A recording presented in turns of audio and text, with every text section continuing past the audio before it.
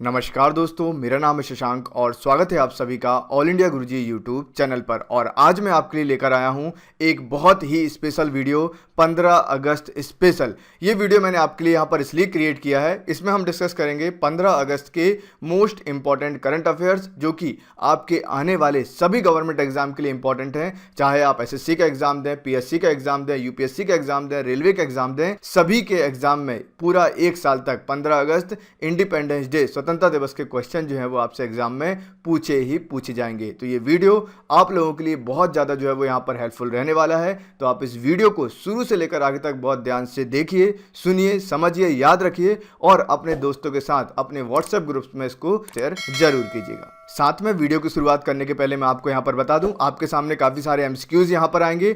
आपको यहाँ पर एमसीक्यूज के आंसर भी करना है और आंसर करने के बाद आपको एक एक फैक्ट भी ध्यान से सुनना है और उनको याद रखना है। तो चलिए शुरुआत करते हैं। पहला यहाँ पर क्वेश्चन आता है, 15 अगस्त 2020 को नरेंद्र दामोदर दास मोदी ने लाल किले से प्रधानमंत्री के तौर पर देश को कौन सी बार संबोधित किया है? 7वीं बार, 5वीं बार, 8वीं बार या 9वीं बार? तो इसका राइट आंसर यहां पर होगा 7वीं बार। तो यहां पर यदि हम बात करते हैं 15 अगस्त 2020 को स्वतंत्र दिवस के मौके पर नरेंद्र दामोदर दास मोदी जी ने लाल किले से प्रधानमंत्री के तौर पर देश को कौन सी बार संबोधित किया है? तो उन्होंने 7वीं बार जो है वो संबोधित किया, जो आपके एग्जाम में पूछा जाएगा। मोदी जी ने यहां पर कहा कि हमें मेक इन इंडिया के साथ साथ मेक फॉर वर्ल्ड मंत्र के साथ आगे बढ़ना है। पीएम मोदी ने नेशनल डिजिटल हेल्थ मिशन का ऐलान भी यहां से किया। भारत में एफडीआई फॉरेन डायरेक्ट इन्वेस्टमेंट ने अब तक के सारे रिकॉर्ड तोड़ दिए हैं। भारत में एफडीआई में 18% की बढ़ोतरी हुई है, ऐसा कहना है प्रधानमंत्री मोदी जी का। इसके अलावा इन्होंने यहाँ पर कहा कि देश के जो 40 करोड़ जनधन खाते खुले हैं उसमें से लगभग 22 करोड़ खाते महिलाओं के ही हैं। अब आपके एग्जाम में क्वेश्चन कैसा आएगा? आपसे पूछा जाएगा कि देश में जनधन खाते कितने खुले हैं, तो आपको बताना होगा 40 करोड़ खुले हैं। फिर इसमें महिलाओं के खाते कितने हैं, तो आपको बताना होगा 22 करोड़ खाते हैं। तो आपको एक एक क्वेश्चन के यहाँ पर जो है वो चीज़ें मिलेंगी, एक एक लाइन, एक एक चीज़ जो मैं आपको यहाँ पर बताऊंगा, एक एक फैक्ट, वो सारे आपके एग्जाम के लिए हेल्पफुल रहेंगे। चलिए बढ़ते हैं नेक्स्ट क्वेश्चन की तरफ। मेक इन इंडिया कैंपेन के घटक कौन से हैं? New process, new infrastructure, new credit या न्यू सेक्टर? आपको बताना है केवल 1 और 2 सही है, केवल 2 और 3 और 4 सही है, सभी सही है, या फिर केवल 1, 2 और 4 सही है। तो इसका राइट आंसर यहाँ पर क्या होगा? इसका राइट आंसर होगा ऑप्शन डी, केवल 1, 2 और 4 सही हैं। कौन कौन से सही हैं? यहाँ पर 1, 2 और 4। मेक इन इंडिया कैंपेन की बात करते हैं तो इसके जो यहाँ पर कंपोनेंट है, जो इसके घटक हैं, वो कौन कौन से हैं? वो है न्यू प्रोसेस, इंफ्रास्ट्रक्चर और न्यू सेक्टर। इसके अलावा यदि हम यहाँ पर बात करते हैं, हमने इसको यहाँ पर ऐड क्यों किया, इस क्वेश्चन को यहाँ पर हमने क्यों पढ़ा है, तो प्रधानमंत्री मोदी जी ने 74वीं आज़ादी के भाषण के दौरान इसका भी जिक्र किया। इस अभियान का क्रियान्वयन जो है वो DPIIT, इसका फुल फॉर्म आप मुझे कमेंट सेक्शन में लिखकर जरूर बताइएगा, एग्जाम में ये पूछा जाता है। तो इस अभियान का जो क्रियान्वयन है वो DPIIT द्वारा किया जा रहा है तथा इसका जो चौथा पिलर है वो है न्यू माइंडसेट। हमने यहाँ पर अभी बात की थी 3 पिलर्स की। पहला है new process, new infrastructure, new sector, और इसके अलावा आपको एक और ध्यान रखना है, वो है आपका न्यू माइंडसेट। ठीक है, तो यहाँ पर 4 यहाँ पर कॉम्पोनेंट है हमारे मेक इन इंडिया कैंपेन के, जो आपके एग्जाम में पूछे जा सकते हैं।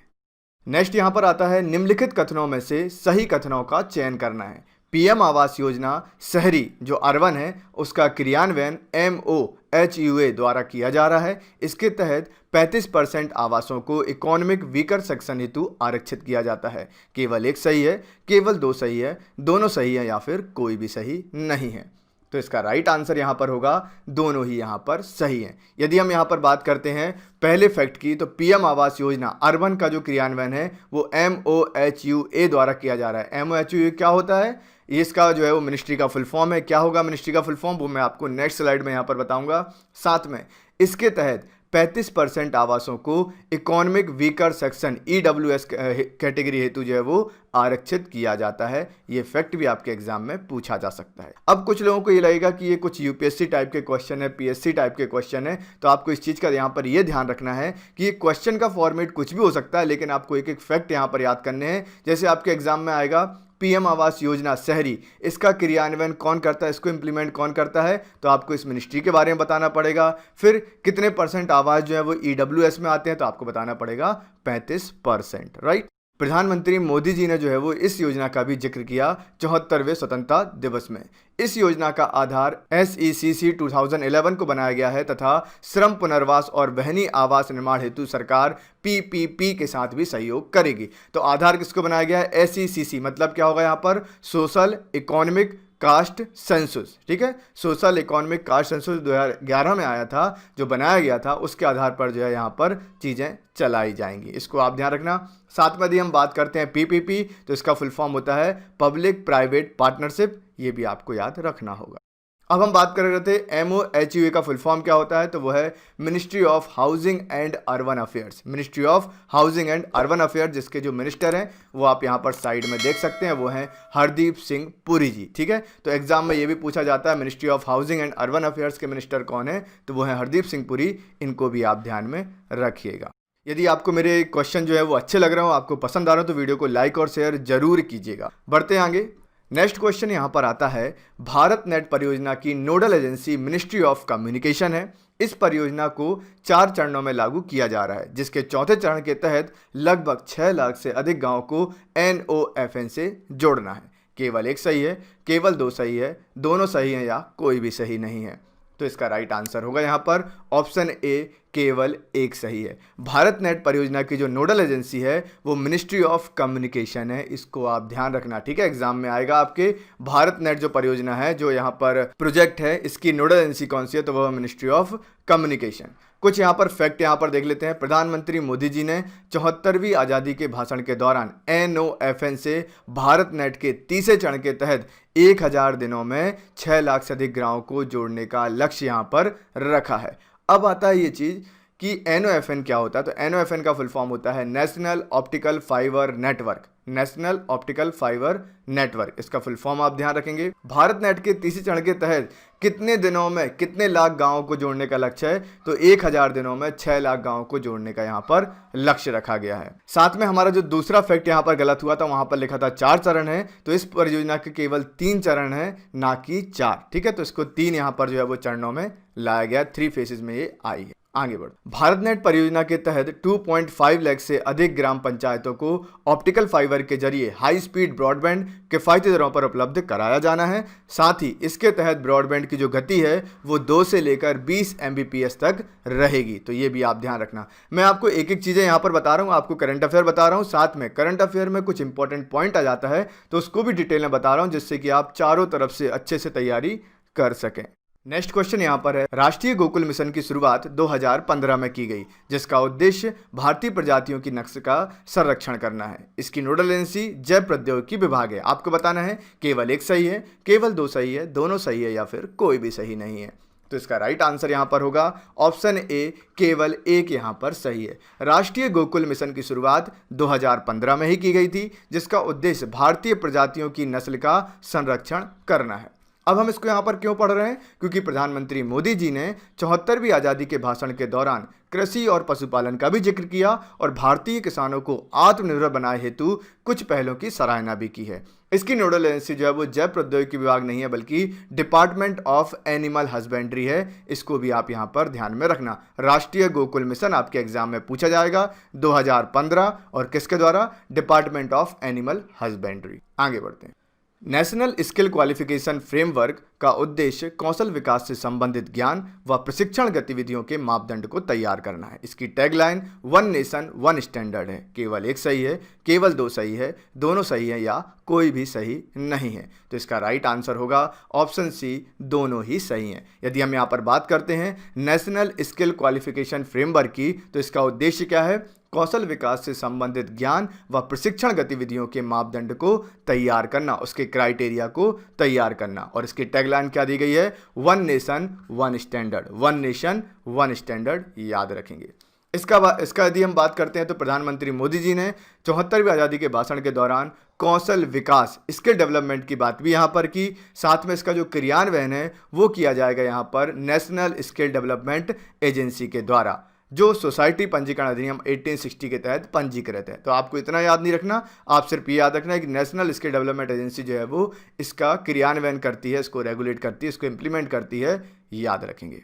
नेक्स्ट क्वेश्चन आता है, जीवन प्रमाण ऑनलाइन पेंशन लाइफ सर्टिफिकेट है, अटल बीमित व्यक्ति कल्याण योजना केवल ईएसआई उपभोक्ताओं को कवर करती है। केवल एक सही है, केवल दो सही है, दोनों सही है या कोई भी सही नहीं है। तो राइट आंसर यहां पर होगा ऑप्शन सी, दोनों ही यहां पर सही हैं। जीवन प्रमाण ऑनलाइन पेंशन लाइफ सर्टिफिकेट है, ये बिल्कुल सही बात है। अटल बीमित व्यक्ति कल्याण योजना जो है उसका केवल ईएसआई उपभोक्ताओं को ही लाभ मिलता है, ईएसआई उपभोक्ताओं को ही कवर करती है, इसको आप ध्यान में रखेंगे। अब हमारे सामने क्वेश्चन आता है कि ईएसआई क्या है। तो ईएसआई का फुल फॉर्म होता है employees state insurance, employees state insurance ESI. तो इसका जिक्र भी जो है वो प्रधानमंत्री मोदी जी ने 74वीं आज़ादी के भाषण के दौरान किया। उन्होंने बीमा क्षेत्र के बारे में यहाँ पर बताया। साथ में ईएसआई के वे उपभोक्ता जो बेरोजगार हो गए हैं उन्हें नए रोजगार तक पिछले 3 महीने के औसत वेतन का 25% भुगतान किया जाएगा। ठीक है, उनको 3 महीने में जितना वेतन मिलना था उसका एवरेज निकाला जाएगा, उसका जो 25% आएगा वो उनको भुगतान किया जाएगा, जो व्यक्ति पहले रोजगार में थे और फिर वो जो है वो कोविड के कारण यहाँ पर बेरोजगार हो गए हैं उनके लिए। नेक्स्ट देखते हैं, सागरमाला प्रोजेक्ट का क्रियान्वयन सड़क मंत्रालय द्वारा किया जाएगा। इसका उद्देश्य नए पोर्टों का निर्माण करना, पोर्ट कनेक्टिविटी को बेहतर करना तथा तटीय समुदाय का विकास करना आदि है। केवल एक सही है, केवल दो सही है, दोनों सही है या कोई भी सही नहीं है। तो राइट आंसर क्या होगा इसका?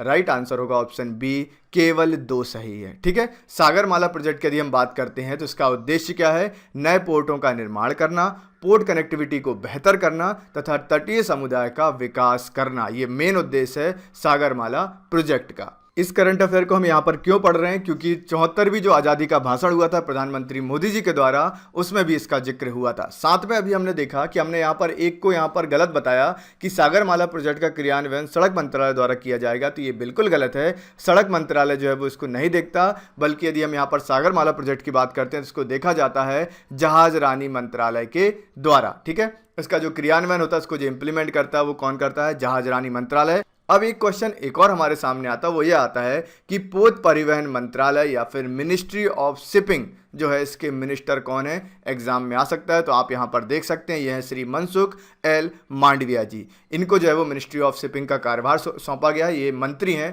पोत परिवहन मंत्रालय के।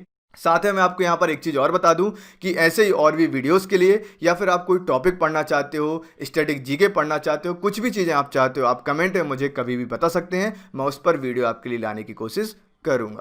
नेक्स्ट क्वेश्चन हमारा आता है, उजाला योजना जीरो सब्सिडी योजना है, अर्थात राज्य सरकारों को कोई भी खर्च निर्धारित नहीं करना होगा। यह योजना SDG 6 को फॉलो करती है। केवल एक सही है, केवल दो सही है, दोनों सही है या कोई भी सही नहीं है।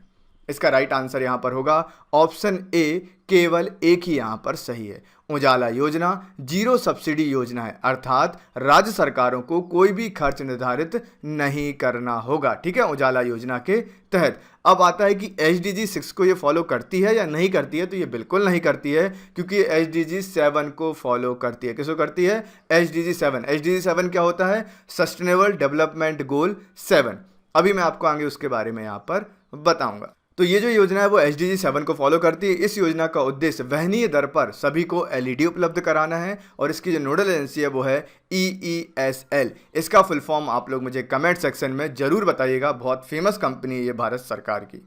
चलिए अब हम यहाँ पर बात करते हैं SDG 7 क्या है। आपको पता होगा यहाँ पर यदि हम यहाँ पर लक्ष्यों की बात करते हैं, सस्टेनेबल डेवलपमेंट गोल की बात करते हैं, सतत विकास लक्ष्यों की बात करते हैं, तो आप यहाँ पर देख सकते हो टोटल हमारे जो लक्ष्य हैं वो कितने हैं? 17 लक्ष्य यहाँ पर दिए गए हैं। और हमने बात की 7वें लक्ष्य को ये पूरा करता है। 7वां लक्ष्य क्या हमारा? सस्ती और स्वच्छ ऊर्जा, सभी के लिए सस्ती, भरोसेमंद, टिकाऊ और आधुनिक ऊर्जा की पहुंच सुनिश्चित करना। इस गोल को हम यहाँ पर कंप्लीट करते हैं किसके द्वारा? उजाला योजना के द्वारा। अब आपके सामने यहाँ पर सारी चीज दी गई हैं, पहला लक्ष्य, दूसरा, तीसरा, चौथा, पांचवा, छठवां, सातवां, आठवां, नौवां, 10वां से लेकर 17 पूरे लक्ष्य दिए गए हैं। ये मैं आपको PDF में प्रोवाइड करा दूंगा। आप कमेंट सेक्शन में जाइएगा, डिस्क्रिप्शन बॉक्स में जाइएगा, वहां पर आपको एक टेलीग्राम की लिंक मिलेगी। उस टेलीग्राम पर लिंक पर आप क्लिक करके यदि ज्वाइन करेंगे तो वहां पर आपको इसकी पूरी PDF मिल जाएगी, आप वहां से डाउनलोड कर लीजिएगा। तो ये सारी चीजें आपको वहां पर मिल जाएंगी।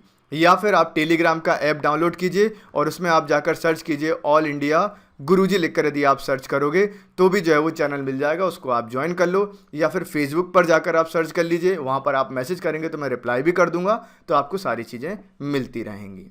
चलिए बढ़ते हैं आगे नेक्स्ट क्वेश्चन की तरफ। भारतमाला प्रोजेक्ट का उद्देश्य आर्थिक गलियारा विकास, अंतर्राष्ट्रीय कनेक्टिविटी और छोटी छोटी सड़कों का निर्माण करना है। इसको आप सड़क कर लीजिएगा। फेज 1 की अवधि 2018 से 2022 तक है। केवल एक सही है, केवल दो सही है, दोनों सही है या कोई भी सही नहीं है। तो इसका राइट आंसर यहां पर होगा ऑप्शन ए, केवल एक सही है। भारतमाला प्रोजेक्ट का जो उद्देश्य है वो आर्थिक गलियारों का विकास, अंतर्राष्ट्रीय कनेक्टिविटी और छोटी छोटी सड़कों का निर्माण करना है। ये बिल्कुल सही है, लेकिन इसकी अवधि इतनी नहीं है। इसकी अवधि कितनी है यहाँ पर? फेज 1 की जो अवधि है वो 2017 से 2021-22 तक है और इसकी जो नोडल एजेंसी है वो है MORTH। क्या होता है इसका फुल फॉर्म? हम इस करंट अफेयर को यहाँ पर इसलिए पढ़ रहे हैं क्योंकि मोदी जी ने जो है इसका उल्लेख यहाँ पर किया था इंडिपेंडेंस डे के दिन, स्वतंत्रता दिवस के दिन। MORTH का फुल फॉर्म क्या होता है? ये एक मिनिस्ट्री है। इसको आप कमेंट सेक्शन में मुझे बताइएगा, साथ में बताइएगा कि इसके मिनिस्टर कौन हैं। तो ये था आज का पूरा सेशन। सारे मैंने आपको क्वेश्चन कराए हैं, इससे बाहर आपका कोई भी क्वेश्चन नहीं जाएगा 15 अगस्त को लेकर। सारे क्वेश्चन आपके यहाँ से कवर होंगे। आप किसी भी एग्जाम की तैयारी कर रहे हो तो आप इसको जरूर पढ़ो, इसको अपने दोस्तों के साथ शेयर कीजिए। चैनल को अभी के अभी, ऑल इंडिया गुरुजी चैनल को आप जो है वो अभी के अभी सब्सक्राइब कर लीजिए। और ये वीडियो कैसा लगा मुझे कमेंट सेक्शन में जरूर बताइएगा। यदि वीडियो पसंद आया तो वीडियो को लाइक करें, शेयर करें। Thank you very much, take care, जय हिंद।